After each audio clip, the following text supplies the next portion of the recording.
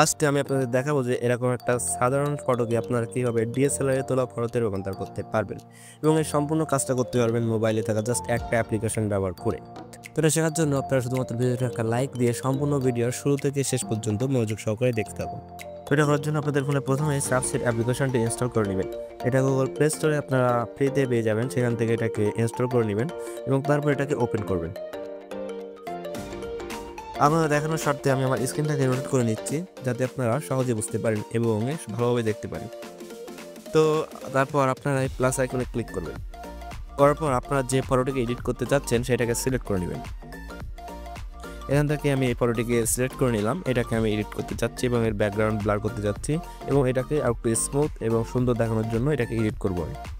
তো এটা করার জন্য প্রথমে আমি যে কাজটা করব, এই যে ফটোটার থেকে আমি ব্যাকগ্রাউন্ডটাকে আলাদা করে নিব, অর্থাৎ এই সাবজেক্টটাকে আমি মুছে দিয়ে শুধুমাত্র ব্যাকগ্রাউন্ডটাকে এখান থেকে রাখবো। তো তার জন্য আমি এই পাশে যে পেন আইকন আছে এখানে ক্লিক করে দিব এবং এখান থেকে একেবারে নিচের দিকে না, এই মাঝখানের দিকে এই যে হেলিং নামে যে অপশানটা আছে এইটাতে আমি ক্লিক করে দিব। দেওয়ার পর এখান থেকে আমি আঙুল দিয়ে যে সাবজেক্টটুকু আছে অর্থাৎ যে মানুষটা আছে এটাকে আমি এই কালি দিয়ে পূরণ করে দিব।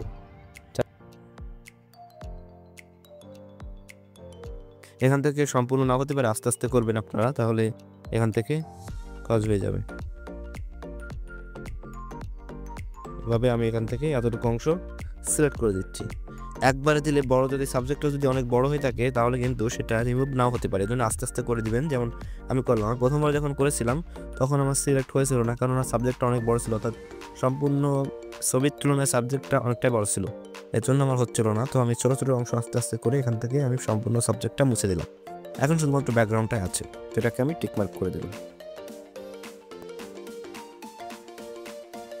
এখন আমরা এই ব্যাকগ্রাউন্ডটাকে একটু অ্যাডজাস্টমেন্ট করব। তার জন্য আবার পেন আইকনে ক্লিক করব এবং এখান থেকে নিচের দিকে আসলে আপনারা দেখতে পারবেন এখান থেকে লেন্স ব্লার নামে একটা অপশন আছে। তো এটার মধ্যে আমরা ক্লিক করে দিব, দিয়ে যে লেন্স ব্লারটা এটাকে 2 আঙুল দিয়ে আমরা ছোট করব।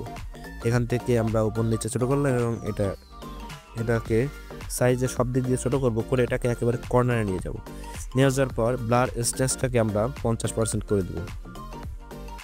দেওয়ার পর এখান থেকে বাদ বাকিগুলো যেমন আছে আমরা তেমন রাখতে দিব, অথবা আপনাদের ইচ্ছা মতো আপনারা একটু চেঞ্জ করতে পারেন এগুলো। তো আমার যা আছে আমি এখান থেকে ততটুকুই রাখতে যাচ্ছি এবং এটাকে টিক মার্ক করে দিচ্ছি।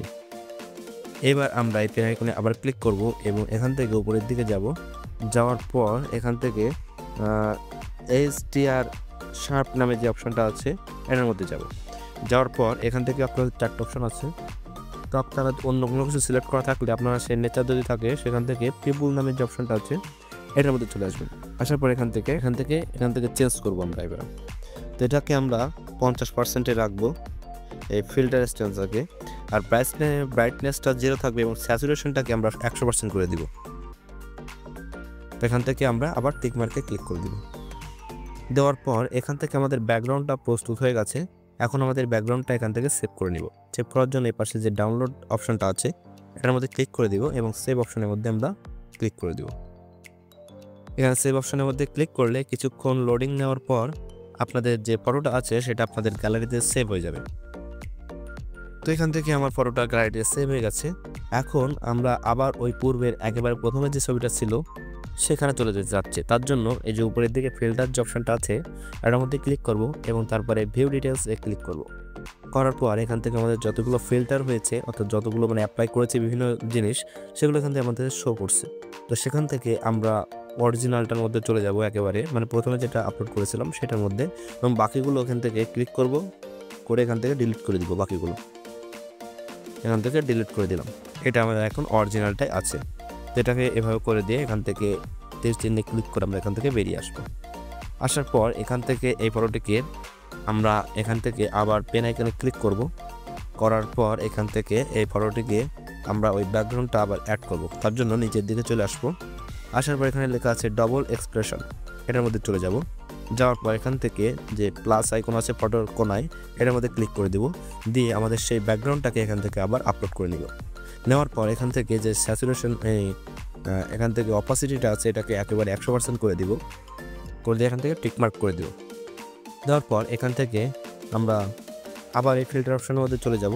যাওয়ার পর আবার ভিউ ডিটেলসের মধ্যে চলে যাব এবং এই যে ডবল এক্সপ্রেশনটা আছে এটার মধ্যে ক্লিক করে এখানে যে পেন আইকন বা ব্রাশ আইকন যেটা আছে এটার মধ্যে আমরা ক্লিক করে দেব। দেওয়ার ফলে আমাদের যে ব্যাকগ্রাউন্ডটা সেটা কিন্তু আপাতত এখান থেকে চলে গেছে। এখন সেই ব্যাকগ্রাউন্ডটাকে আমরা আস্তে আস্তে এখানে অ্যাড করব। তার জন্য আমরা জুম করে করে যে অংশে আমরা ব্যাকগ্রাউন্ডটাকে অ্যাড করতে চাচ্ছি সেখানে আমরা প্রথমে তার আগে এই যে ডবল এক্সপ্রেশন যে নিচে আছে এবং দুই পাশে দুটো তীর চিহ্ন এটাকে যদি আমরা বামবারে ক্লিক করি এটা কিন্তু কমতে থাকবে এবং উপর ডানবারে ক্লিক করলে বাড়তে থাকবে। এভাবে 100% করে নেবেন। নেওয়ার পর এখান থেকে আমরা এই ব্রাশটাকে আস্তে আস্তে এভাবে করে নিয়ে আমরা সেই ব্যাকগ্রাউন্ডটাকে এখানে অ্যাড করে দিব। এভাবে করবেন এবং যখন আপনাদের সাবজেক্টের কাছে ব্রাশ করবেন তখন একটু জুম বেশি করে নেবেন এবং এটা নিয়ে আস্তে আস্তে খুব সুন্দরভাবে করবেন। তার আগে আমরা চারিপাশের একটু বাইরের অংশ করে নিই।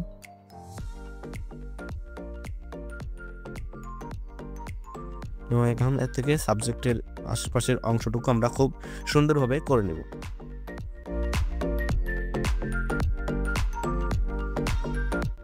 এখন যদি আপনাদের এমন হয় যে আপনারা এখান থেকে রিমুভ করতে করতে বা এখান থেকে ব্যাকগ্রাউন্ডটাকে অ্যাড করতে করতে কখন আপনাদের ফেসের উপরে এরকম একটা দাগ পড়ে গেল, তখন এই দাগটাকে কিন্তু এখান থেকে আনডু করার কোনো অপশান নেই। তার জন্য এই দাগটাকে ওঠানোর জন্য আপনার এই যে ডবল এক্সপ্রেশন যে অপশনটা বা এই যে পরিমাণটা আছে এটাকে একেবারে 0 করে দিয়ে তারপর এই অংশের উপর ক্লিক করবেন, দেখুন এখান থেকে মুছে যাচ্ছে। তো এইভাবে করে আমরা সেই দাগ পড়ে গেলে সেটাকে এখান থেকে আবার মুছে দিতে পারবো। তো আবার এটাকে 100% করে নেব এবং সম্পূর্ণ যে ফটোটা আপনার ব্যাকগ্রাউন্ডটা আছে যতটুকু অংশতে আমরা ব্লার করতে যাচ্ছি সেই অংশটুকু আবার সেই অংশটুকু এখান থেকে অ্যাড করে নিব।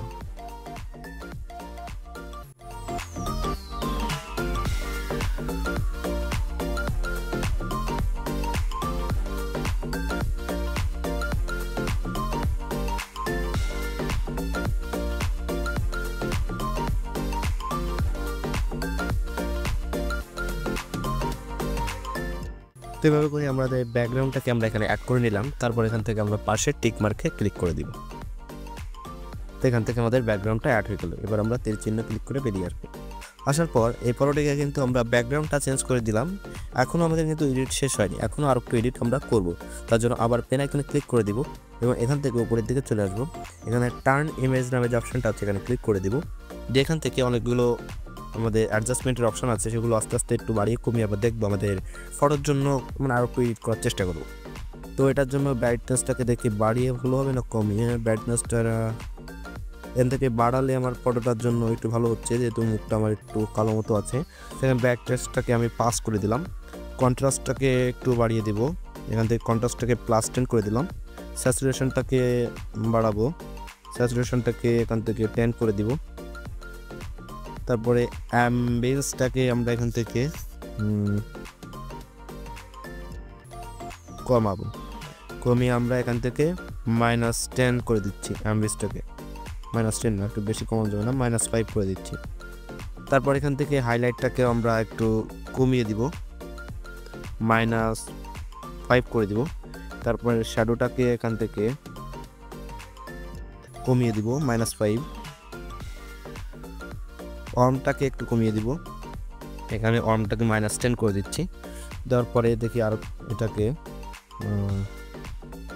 এখান থেকে আমাদের কাজটা হয়ে গেছে। তো এখান থেকে আমাদের দেখুন যে ফটোটা কতটুকু চেঞ্জ হয়েছে।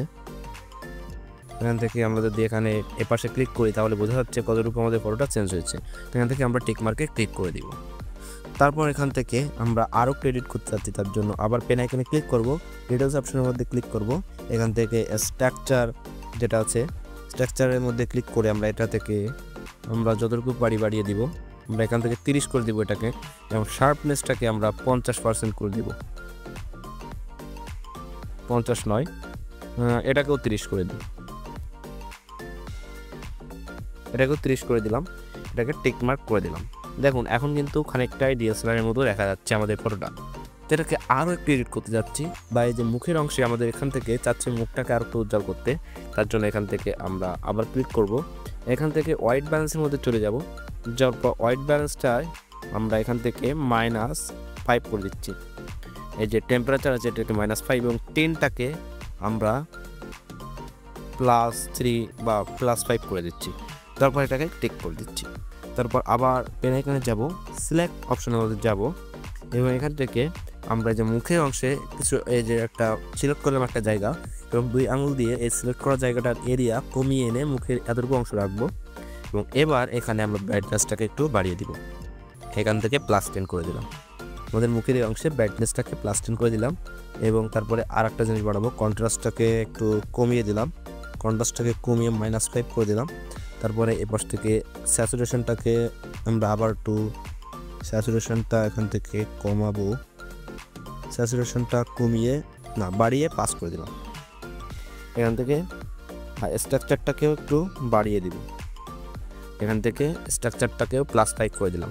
দেখুন কতটুকু চেঞ্জ হচ্ছে আমাদের মুখের এখানে অনেকটাই চেঞ্জ হয়েছে এবং একটু উজ্জ্বল হয়েছে আগের থেকে। এখানে টিক মার্কে আবার ক্লিক করে দিব। এবার এটাতে আরও একটু এডিট করবো, তার জন্য এখানে প্লাস আইকনে ক্লিক করলাম, ব্রাশ আইকনে নিলাম। নেওয়ার পর এই ব্রাশটাকে আমরা -5 করে দিলাম। করে দেওয়ার পর এখান থেকে এই মুখের উপর ব্রাশটা হালকা করে একটু ঘষে দিব। বেশি ঘষবেন না, তাহলে মুখটা মানে একেবারে বেশি একটু সাদা হয়ে যাবে, যার ফলে দেখতে খারাপ লাগবে। হালকা করে একটু ঘষে দিব। তো এই আঙুল দিলে বোঝা যাচ্ছে যে কতটুকু কি, এই যে চোখ আইকন ক্লিক করে দিলে আমরা কতটুকু কি করছি এটাকে আমরা বুঝতে পারছি। তো এটাকে আমরা দেখুন মুখটা কিন্তু আগের থেকে কতটা একটু উজ্জ্বল হয়েছে, এভাবে করে দিবেন। তো এটাকে আমরা তারপরে এখান থেকে আবার এপাশে ব্রাশ আইকনে ক্লিক করব। এক্সপোজার এই যে এক্সপোজ যে অপশনটা আছে এটাকে কমিয়ে একেবারে 0.3 আনবো। আনার পর এটাকে চোখ আইকনে ক্লিক করে আমি এখান থেকে খুবই হালকাভাবে একটা এক্সপোজার দিয়ে দেবো। খুবই হালকা দিব, নাহলে বেশি হয়ে গেলে দেখতে খারাপ লাগবে আমাদের। এবং যে অংশ একটু বেশি মানে কালো আছে সে অংশ একটু বেশি করে আমরা দিয়ে দিব, এবং যে অংশ একটু সাদা আছে সে অংশ মোটেই দিব না, হালকা করে দিব। বেশি দিলে কিন্তু দেখতে খারাপ লাগবে আমাদের, খুবই হালকাভাবে দিতে হবে। এটা আমাদের দেওয়া হয়ে গেছে। এখন এটাকে আমরা টেম্পারেচারটাকে কমিয়ে দিব, বাট টেম্পারেচার মোট দিব না, টেম্পারেচার দিলে খারাপ দেখতে লাগতে পারে। এবং স্যাচুরেশনটা এখান থেকে 5 করে দিলাম। তো এটাকেও হালকা একটু করে দিলাম, আমরা খুবই হালকাভাবে দিব যাতে একেবারে খারাপ না হয়ে যায় ইমেজটা। যে অল্প একটু আমি শুয়ে নিলাম আঙুলটা। এখন দেখুন মুখটা আগের থেকে কতটা সুন্দর বা ক্লিয়ার হয়েছে, এগুলো বোঝা যাচ্ছে। আবার টিক মার্কে ক্লিক করে দিব।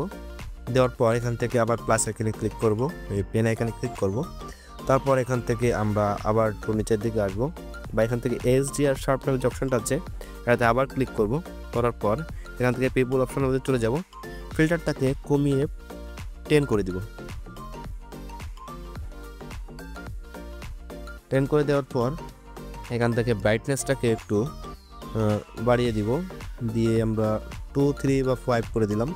দেওয়ার পর স্যাচুরেশনটা একটু বাড়িয়ে দিব, দিয়ে 2, 3 করে দিব বা 5 করে দিলাম, দিয়ে এখান থেকে টিক মার্ক করে দিচ্ছি। এখন আমাদের কাজটা সম্পূর্ণ ফটোটা একেবারে রেডি। তো দেখুন এখানে যদি ফটোটার উপর আমি ক্লিক করে ধরে রাখি তাহলে আপনারা বুঝতে পারবেন যে কতটা চেঞ্জ হয়েছে। আগের ফটোটা এমন ছিল, এখন ফটোটা এমন, আগে এমন ছিল, এখন এমন। তাহলে দেখলেই বুঝতে পারছেন যে আমাদের ফটোটা কতটুকু চেঞ্জ হয়েছে। তাহলে এখান থেকে আমরা ফটোটাকে আবার এখান থেকে আমরা এটাকে সেভ করার জন্য আবার ডাউনলোড অপশনে ক্লিক করব। এখান থেকে সেভ অপশনের মধ্যে ক্লিক করে দিব। খুব শীঘ্রই আমাদের এই ফটোটা সেভ হয়ে যাচ্ছে। তো এইভাবে আপনারা একটা ফটোকে এরকম DSLR লাইক ফটোতে রূপান্তর করতে পারবেন। যদি ভিডিওটা আপনাদের ভালো লেগে থাকে অবশ্যই ভিডিওতে একটা লাইক দিবেন এবং এমন ধরনের ভিডিও পেতে আমাদের চ্যানেলটিকে সাবস্ক্রাইব করে আমাদের পাশে থাকবেন। ধন্যবাদ।